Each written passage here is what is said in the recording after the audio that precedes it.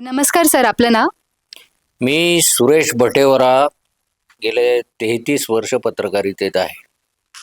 नाशिकमध्ये जे आता इलेक्शनचं वातावरण आहे, त्यावर आपलं काय मत व्यक्त करू इच्छिता आपण? मी नाशिक पुरतं बोलणार नाही. याचं कारण असं आहे की मी जवळपास 20 वर्ष दिल्लीला पत्रकारिता केली, पार्लमेंट कव्हर केलं. लहानपणापासून राजकारण नाशिकचंही बघत आलो आणि दिल्लीला 20 वर्ष होतो, त्याच्यामुळे देशातलंही राजकारण खूप जवळून पाहिलेलं आहे. आत्ता काय आहे, परिस्थिती अशी आहे की महाराष्ट्र हा एकेकाळी प्रगत अशा प्रकारचं राज्य होतं आणि सगळ्या देशाला मार्गदर्शन करणारं राज्य म्हणून महाराष्ट्राकडे पाहिलं जायचं. आता दुर्दैव असं झालं आहे की महाराष्ट्रातलं राजकारण जे पूर्वी अत्यंत सौहार्दाचं, सर्वांना बरोबर घेऊन चालणारं, मतभेद असायचे पक्षापक्षांमध्ये, पण ते निवडणुकीपुरते असायचे, राजकीय सभांपुरते असायचे. त्याच्यानंतर वातावरण सगळे एकमेकांच्या बरोबर असायचे, विकासाचा विचार करायचे, राज्याच्या डेव्हलपमेंटचा विचार करायचे. गेल्या 10 वर्षात मी असं पाहिलंय की या महाराष्ट्राचं राजकारण टप्प्याटप्प्याने नासत गेलंय. म्हणजे इतकं नासलंय की आता सूडबुद्धीने एकमेकांकडे पाहण्याचा दृष्टिकोन जो कधीही नव्हता पूर्वी महाराष्ट्रात, तो या 10 वर्षात पाहायला मिळतोय. आणि याला मुख्यत्वे जबाबदार सत्तेवर असलेलं सरकार, मग ते अगोदर 5 वर्ष फडणवीसांचं असो किंवा आता गेले 2.5 वर्ष आपल्या महायुतीचं असो, म्हणजे ज्याच्यामध्ये अजित पवार आणि शिंदे हे दोन पक्ष फोडून तिकडे सामील झाले. हे असे पक्ष फोडणं, चिन्ह पळवणं, लोकांच्या एकूण मतांचा आदर न करणं. आता ते नेहमी म्हणतात की शिवसेना आणि BJPची युती होती, मग उद्धव ठाकरे नाही का गेले तिकडे. आता खरं सुरुवात याची BJPने केली. 2014मध्ये BJP स्वतंत्रपणे लढली, तेव्हा शिवसेनाही स्वतंत्रपणे लढली होती. त्याच्यामुळे त्यांच्या या बोलण्यात अजिबात तथ्य नाही. आता तुम्ही विचारलेल्या प्रश्नाकडे येतो. नाशिक मध्य हे नाशिकचं केंद्रबिंदू असलेला मतदारसंघ आहे. हा पूर्वी नाशिक हा एकच विधानसभेचा मतदारसंघ होता आणि नाशिकमधून जे जे नेते निवडून आले, मग ते खासदार कुह देशपांडे असतील किंवा आमदारांमध्ये वसंत नारायण नाईक असतील, विलास लोणारी होते, हे सगळे जे नेते होते यांनी नेहमी शहराच्या विकासाचा विचार केला. शांताराम बापू वावरे होते किंवा मुरलीधर माने खासदार होते, वसंत पवार होते, या सगळ्यांनी नाशिकच्या डेव्हलपमेंटचा विचार केला. आता डेव्हलपमेंटचा विचार मागे पडला आहे. नाशिकची महानगरपालिका असो की विधानसभा असो, सगळेजण स्वार्थाचा विचार करतायत. त्याच्यामध्ये आपल्याला कुठल्याही कामामध्ये कमिशन किती मिळेल याचा विचार करतायत. हा अत्यंत दुर्दैवी प्रकार आता मी वयाच्या 70रीत आहे आणि गेले 50 वर्ष तरी राजकारण फार जवळून पाहिलेलं आहे. हे कधीही अपेक्षित नव्हतं नाशिकला. आता वसंत गीते याला कार्यकर्ता असल्यापासून मी ओळखतो. तो एका छोट्या दुकानामध्ये काम करत होता, तिथपासून म्हणजे त्याचं हात धरून, बोट धरून त्याला राजकारणात ज्या लोकांनी आणलं त्याच्यापैकी मी पण एक आहे. आणि त्यांनी नाशिकचं महापौरपद भूषवलं. नगरसेवक अनेक वेळा निवडून आला तो, मागे आमदारही होता. आता पुन्हा आमदारकीची संधी त्याला उद्धव ठाकरेंनी दिलेली आहे, म्हणजे महाविकास आघाडीने दिलेली आहे. तर चांगल्या कामाची अपेक्षा आहे त्याच्याकडून.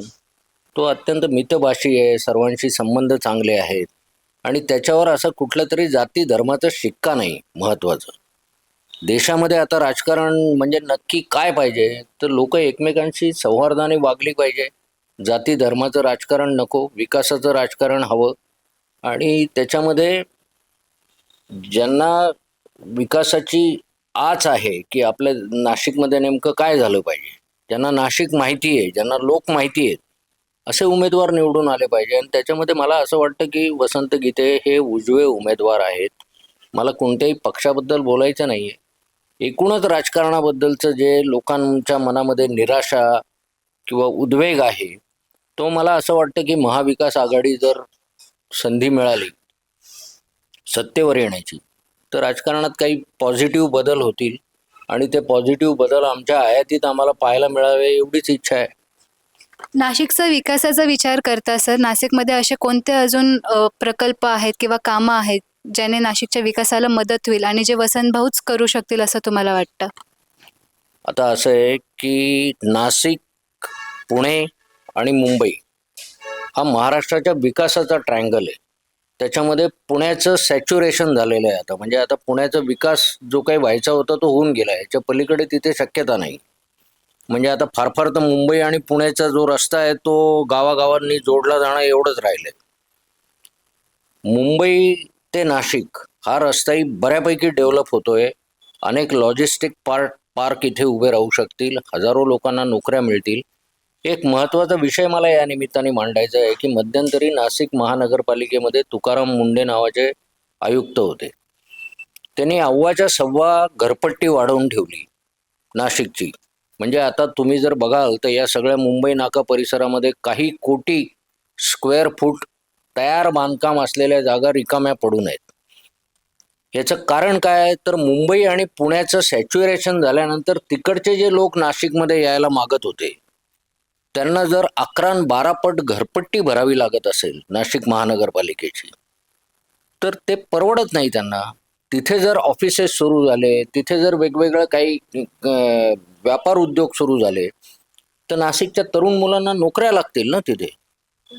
तर या विषयामध्ये वसंत गीतेंनी प्रायोरिटीने लक्ष घालावं अशी माझी त्यांना कळकळीची विनंती आहे आणि नाशिकची ती इच्छा आहे. याचं कारण असं आहे की नाशिक सगळ्या देशात तो प्रश्न आहे तसा नाशिकमध्ये पण आहे बेरोजगारीचा प्रश्न. आणि तरुणांमध्ये वावरणारा हा उमेदवार असल्यामुळे तरुणांची मनस्थिती सध्या काय आहे ती त्याला नीट माहिती आहे. मग अशा अवस्थेत त्यांचं तरुणांना नेमकं काय हवंय आता. लाडका भाऊ म्हणून काहीतरी सरकारने दिलेलं पैसे खिशात घालून हिंडणं हे काही तरुणांच्या आयुष्यातलं इप्सित असू शकत नाही. त्यांना चांगला रोजगार मिळाला पाहिजे. म्हणजे एक ऑफिस सुरू झालं तर कमीत कमी 10 लोकांना नोकऱ्या लागतात. तिथे शिपायापासून ते साहेबापर्यंत या नोकऱ्या कोणाला मिळणार आहेत? नाशिकच्याच लोकांना मिळणार आहेत. ते काम कोणी करायचंय? बरं, यांना महानगरपालिका पण माहिती आहे. महानगरपालिकेमध्ये हा एकमताने सर्व पक्षांनी ठराव पास केला की ही घरपट्टी मागे घ्यावी. शासन काहीच करत नाही. मग त्यांच्यामध्ये दुवा म्हणून कोण काम करेल? आमदार म्हणूनच काम करा ना. गेले 10 वर्ष इथे भाजपच्या आमदार होत्या. त्यांच्याकडे हा प्रश्न वारंवार मांडला गेला. मध्ये शिंदे सरकार होतं तेव्हा शिंदेचे जे कोणी कार्यकर्ते गावात काम करतात, एक तुम्हाला सांगतो पक्ष कोणतेही असले तरी कार्यकर्ते आपल्या गावातलेच आहेत. त्यांच्यामध्ये काही आपसात वैमनस्य असत नाही. ते ऐकतात अजून तरी. म्हणजे आता वयाने सिनियरिटी आली म्हणून मला सगळ्याच पक्षातल्या लोकांशी माझा संबंध येतो, सगळ्यांना सांगून झालं. पण अजून काही तो प्रश्न सुटलेला नाही. हा महत्त्वाचा विषय. दुसरी गोष्ट, नाशिकची जी डेव्हलपमेंट आहे, IT पार्क करू, त्याच्याकरता शेकडो एकर जमीन घेऊ किंवा आणखीन काही करू. या लांब पट्ट्याच्या ज्या काही डेव्हलपमेंटच्या योजना आहे ना, IT पार्क तुम्ही कराल पण ITच्या इंडस्ट्री इथे येणार आहेत का? आणि ITचं प्रचंड डेव्हलपमेंट पुण्यामध्ये झाली. त्या पुण्याची अवस्था काय आहे? म्हणजे तिथले लोक म्हणतात की IT नको आता इथे. म्हणजे तुमचं काय मगरपट्टा म्हणा किंवा हिंजेवाडी म्हणा, तिथे लोकांना रस्त्याने चालता येत नाही. इतक्या मोटरसायकल, पाठीमागे ते धोपटी लावलेले, लॅपटॉप घेऊन चाललेले, सगळे रस्ते ब्लॉक, हे ब्लॉक. अशा अवस्थेमध्ये पुण्यामध्ये जरा पूर्वीच्या काळामध्ये जसा असा विस्तारित विकास झाला होता वेगवेगळं, म्हणजे शेतीच्या संदर्भात. नाशिक असं आहे की नाशिक हे केंद्र काही केवळ धार्मिक तीर्थक्षेत्र वगैरे वगैरे तर आहेच, तो त्याचा लौकिक जुना आहे. इथले इंडस्ट्रीज बऱ्याचशा बंद पडलेल्या आहेत. इथले जे मोठे उद्योग होते ते तामिळनाडूला गेले, महिंद्राचा गेला किंवा आणखीन काही गेला. तर हे सगळं जे वैभव नाशिकचं होतं यंत्रभूमीचं ते परत कसं येईल याच्याकरता पण खटपट सगळ्यांना मिळून करावी लागणार आहे. त्याच्यामध्ये त्याचं नेतृत्व वसंत गीतेंनी करावं असं मला वाटतं. आपल्या गावामध्ये मुख्यत्वे कामगारांचे लढे किंवा कामगारांचे काय असंतोष, संप, मोर्चे वगैरे कमी आहे त्या मानाने. योगायोगाने आता मार्क्सवादी कम्युनिस्ट पक्षाच्या ज्या काही युनियन आहेत DL कराडांच्या, त्याही महाविकास आघाडीमध्ये म्हणजे समन्वयाने काम करता येईल असं मला वाटतं. अजून नाश्ता विचार केलात तर शैक्षणिकदृष्ट्या अजून नाशिकमध्ये काय विकास घडला पाहिजे, काय बदलाव घडले पाहिजे असं वाटतं?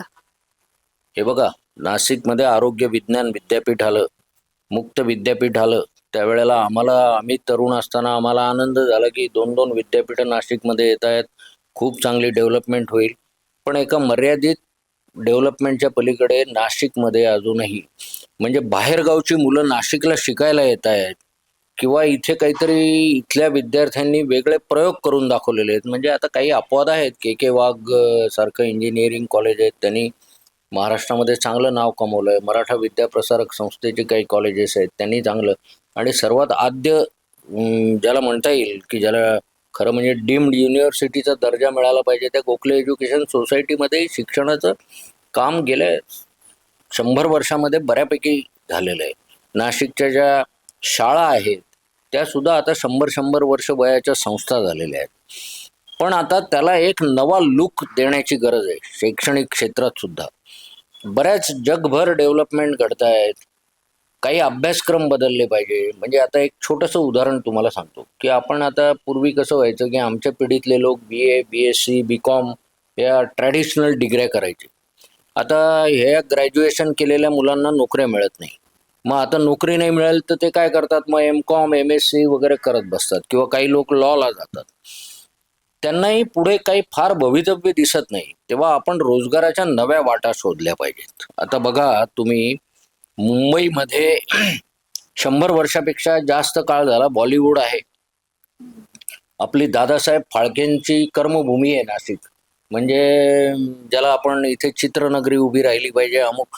आता तुम्हाला सांगतो मुंबईचं बॉलिवूड इतकं विस्तारलं आहे की तिथे आता TV सिरियल आणि सिनेमे बनवण्याचे ऑलमोस्ट कारखाने तयार झालेले आहेत असं म्हणायला काही हरकत नाही. त्यांना सर्व प्रकारचे लोक लागत आहेत. त्यांना म्युझिशियन लागत आहेत, त्यांना स्क्रीन प्ले रायटर्स लागत आहेत, त्यांना शूटिंग घेणारे कॅमेरामन लागत आहेत किंवा काय आहे. आता याच्यामध्ये कमीत कमी 50 प्रकारचे कोर्सेस नाशकात सुरू होऊ शकतील. मुक्त विद्यापीठाचे जे कुलगुरू आहेत सोनवणी, त्यांच्याशी माझं या विषयावर बोलणं झालं की या विषयातले नवे अभ्यासक्रम डिझाईन केले पाहिजे. ती मुलं जर नाशिकच्या इतक्या छान थंड हवेमधल्या वातावरणामध्ये शिकली, मुंबईच्या गडबडीत धावपळीत 2-2 तास एका ठिकाणून दुसऱ्या ठिकाणी पोचायला लागतात आणि मुंबईचं कॉस्टली लाईफ जगण्यापेक्षा इथे कमी खर्चामध्ये चांगली यंत्रणा तयार होईल. शेकडो लोकांना रोजगार तिथे मिळू शकतो. मुंबई काही नाशिकपासून लांब नाही असं आहे.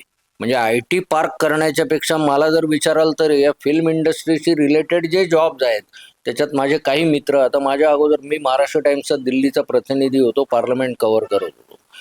माझ्या आधी जे होते नितीन वैद्य ते आता त्या क्षेत्रात काम करतात. म्हणजे आता तुम्ही TV वर सिरियल अहिल्या पाहिली असेल, साईबाबा पाहिली असेल, त्याचं प्रोडक्शन नितीन वैद्यने केलं. तो पत्रकार होता आणि तो त्या क्षेत्रात गेला आणि त्यांनी शेकडो लोकांना रोजगार दिले. हे जर तिथे घडू शकतं तर इथे का नाही घडू शकत?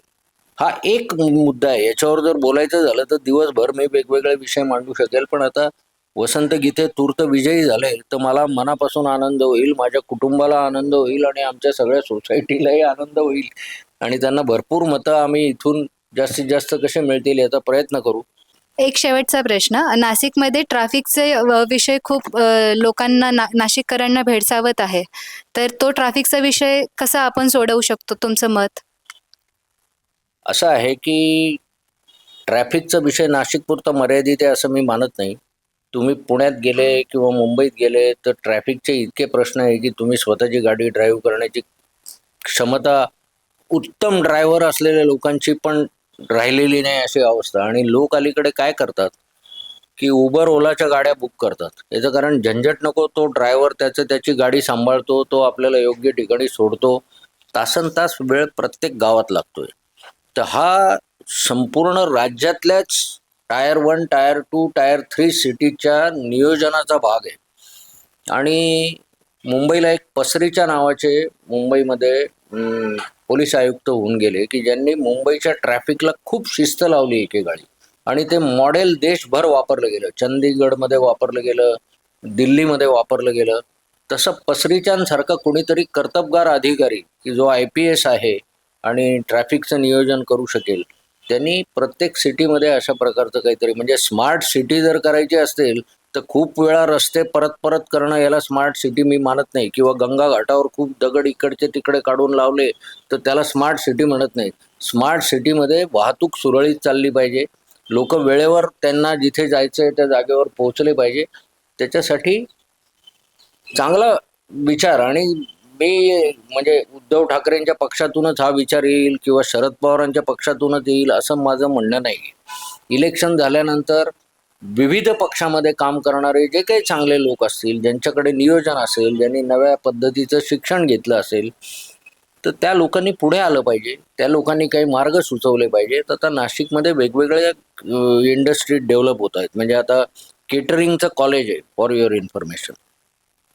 तिथे दरवर्षी शेकडो ग्रॅज्युएट तयार होतात.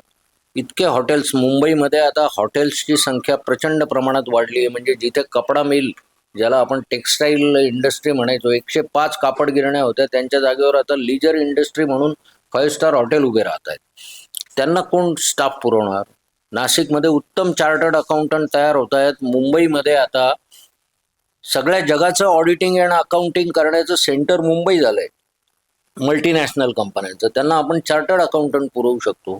म्हणजे खराही कोणीही लोकप्रतिनिधी जो निवडून येईल त्याच्या पुढे अजेंडा हा पाहिजे की माझ्या गावातून काय प्रॉडक्ट मी तयार करतोय एज्युकेशन सिस्टीम मधून, आणि ते त्यांना जॉब कसे मिळतोय. तर प्रत्येक घरदार जरा स्थिर स्थावर होईल.